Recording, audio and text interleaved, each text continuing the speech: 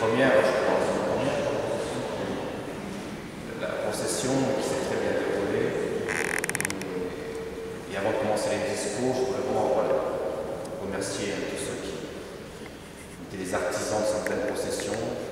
C'est beau de commencer, je dirais, ce temps de Noël par une marche d'espérance, une marche avec ses lumières allumées. Pour notre monde d'aujourd'hui, je crois qu'on en a besoin. Et j'espère qu'ensuite, et ce sera un concert rempli d'espérance, rempli d'amour et de paix, on en a bien besoin.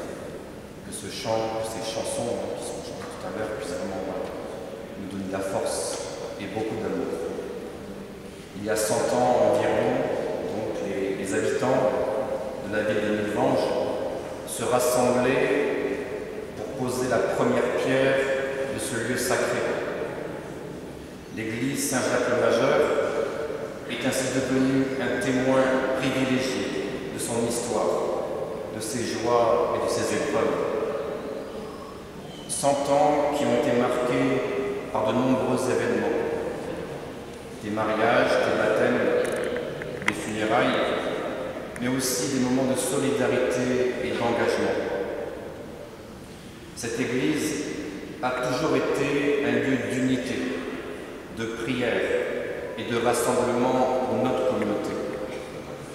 Aujourd'hui, alors que nous célébrons cet anniversaire, nous voulons rendre hommage à tous ceux qui ont participé de près ou de loin à l'entretien et à la vie de cet édifice.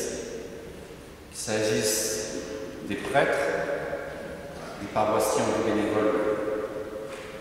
Grâce à vous, cette Église a traversé les époques et continue de briller comme un phare de la foi. Nous sommes vraiment fiers donc de l'héritage que nous avons reçu et nous nous engageons à faire vivre ce lieu pour les générations futures. Que ce centenaire donc soit pour nous une occasion de redécouvrir simplement notre foi commune et de célébrer ensemble ce beau patrimoine spirituel.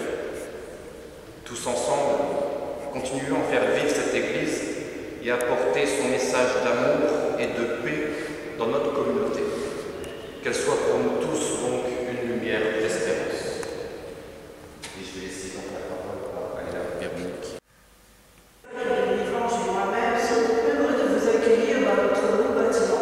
Au centre de notre vie, qui fête aujourd'hui les 100 ans de la pose de sa première pierre. Celui-ci a une dimension religieuse, mais aussi culturelle et humaine.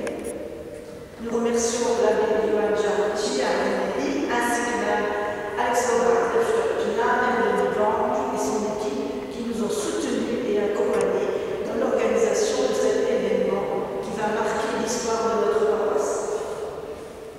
Remercions également Madame Mazero-Buquier, conseillère régionale, ainsi que les maires de la vallée, Monsieur le pasteur Reis et le conseil presbytérial représenté par Madame Astrid Thierry, Monsieur Boris Lukachev représentant l'Église orthodoxe, les prêtres ayant exercé ou exerçant leur ministère dans notre vallée, ainsi que Monsieur Victor Bess, chargé de l'art sacré auprès du diocèse de Metz, qui était présent ce matin, sans oublier les présidents et les membres de tous les conseils de fabrique de notre communauté de paroisse. Une petite